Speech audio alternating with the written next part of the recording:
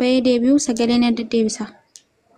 Qoy mee Hamza kana wanni godha. Hamza qoy. Bareedaa jira. Irraa qaba qo'ish. Okay, mutaran si godha. Mee ammoo dubbat maakii qabadhaan teessuun maakii qabadhaan san nyaata chiifte. Toofi mee. Ay boni jechuun. Okay. Naa Amma sanuma. gocha kirraa laala amma bareedadha.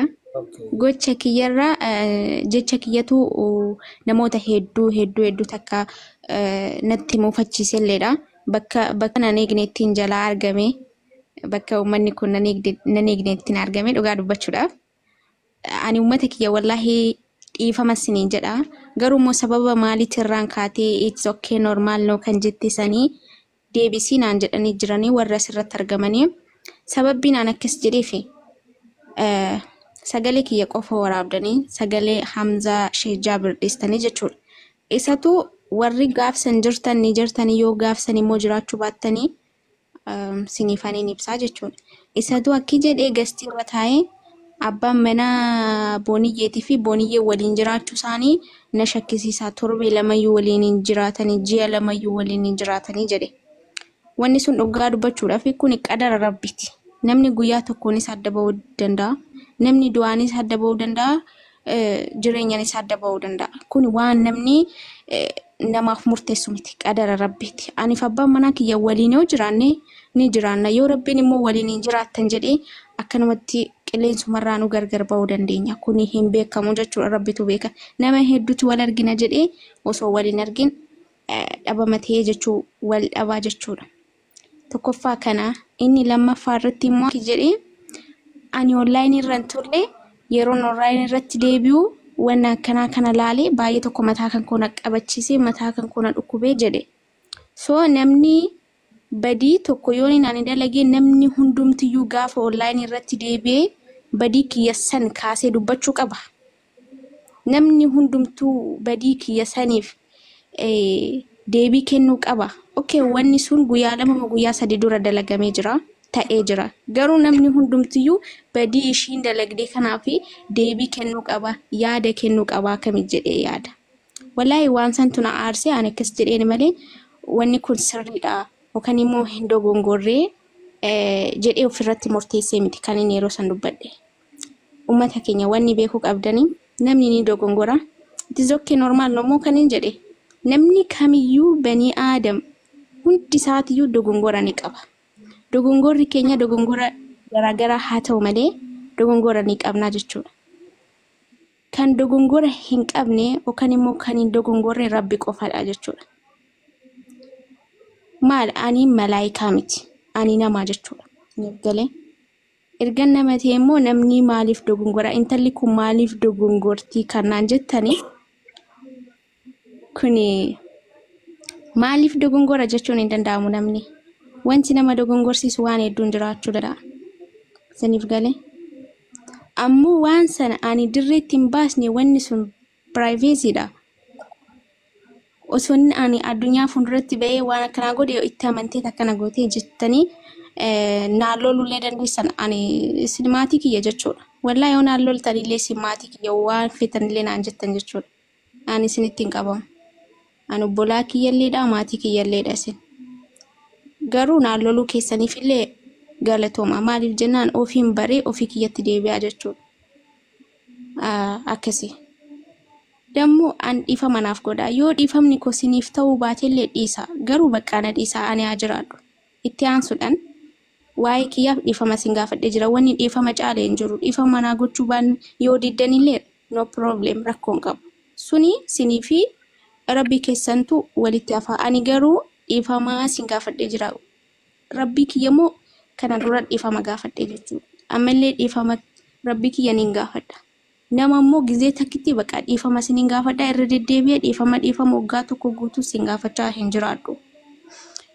Irra deebiidhaan immoo waa'ee dhimma abbaa mana kiyya kanaa Oromoo wallaahi anarrayyuu waa'een isaa hedduu takkana yaaddessa beektanii.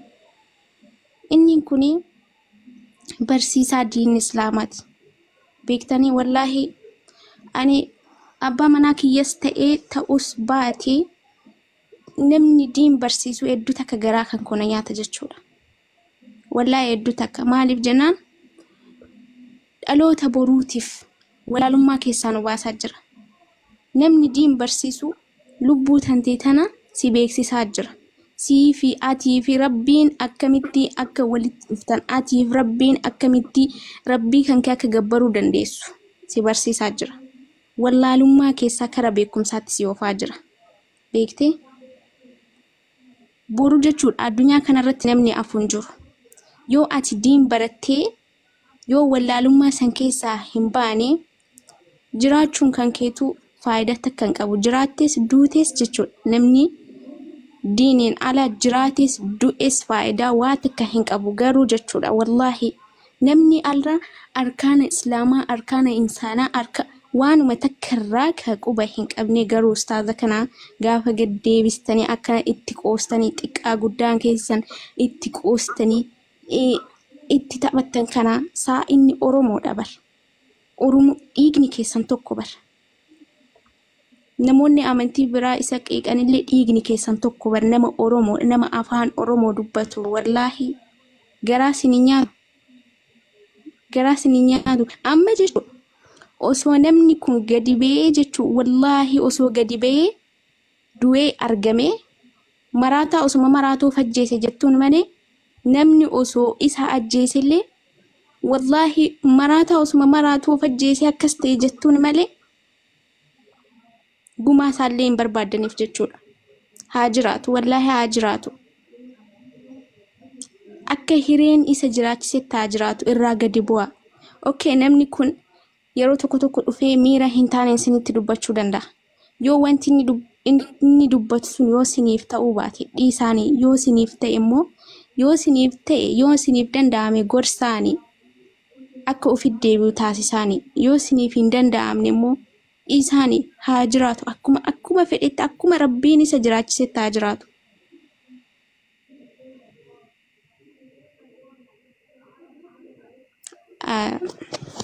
Tatteboni. Ani akkana siniin jedha.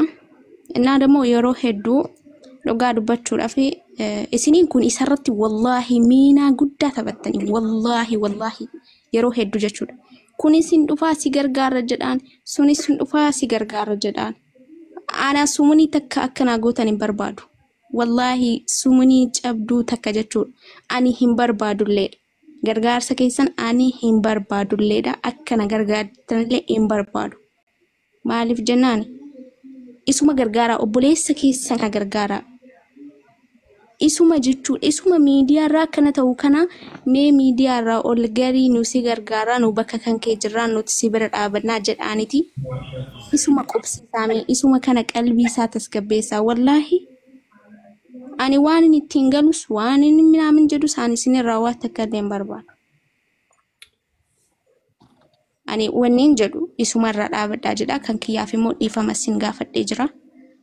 Wanti hafe yoo jiraate immoo ittiin deebi'aa siniin jedha baarakallaahu fiikum wajjizaakumullahu khairan waan dhaggeeffattaniif galatoomaa siniin jedha. Galatoome ulfaadhu booniyye gaafii takka takka si gaafachuu hin danda'a. Ifa mana godhe. Ayyee. Asumaan uummanni bal'aanii uummanni musliimaa yoo dhugaan amantii walitti qabaatanii musliima taatan waan takka beekaa. Namni Yesuus qaadee hin milkaa'u jedhanii arrabsaa jiran biyyoota. Komantii ishii jalatti yaatanii isinii miti uummanni amantaan ishiin irraa dhufte jechuudha. Maal akka jaatti dhaaddataa jiran hin beekan jechuudha. Odoo waan feetillee balleessitee bakka sana dhaala. Waliin an akkatti irra jiduuf bakka tana isinii galee. Koi Khadir sin galcha. Am zame fodo में नार का Khadir asi adra nake. Tini gale bakatana beekhaati nama dhiisa. Dhiifama yatte dogoggorama yatte irra deebi'ee isin gaafadha takka takkatti beekhaati. Akkamiin namni dhagaa jira kana namara darbamu obboleeyyan kee namni boodu akkamiin deebi'ee isin islaama.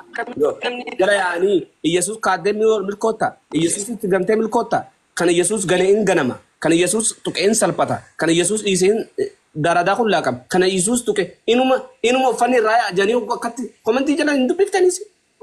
Jani uga ingat.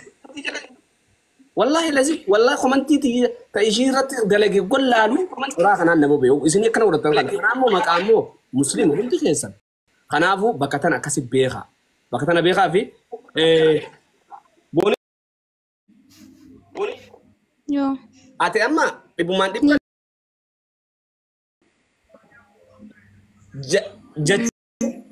جتشن أنجي سوني جتشن أقولين ما ندري بس إرفولر كقبل أقولين Kadir maiki kabadu. No kadir maiki kabadu. خيت أقولين Kan koti shinin bana da duka. أوكي أوغان دبادو أوغان سيجابدو موت غوتا أوغو دباسو برباد الراحة فتشي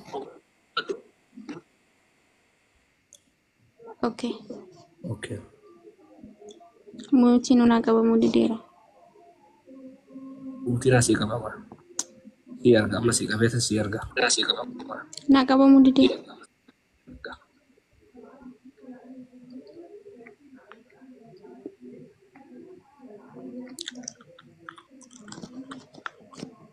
ممكن تقولي ده جرا أم بيو ستاك وده جرا خدي تاب ولا مشير كوبلي تاب ولا سرت Ibsa ati muutii godhuu dandeessu qasi.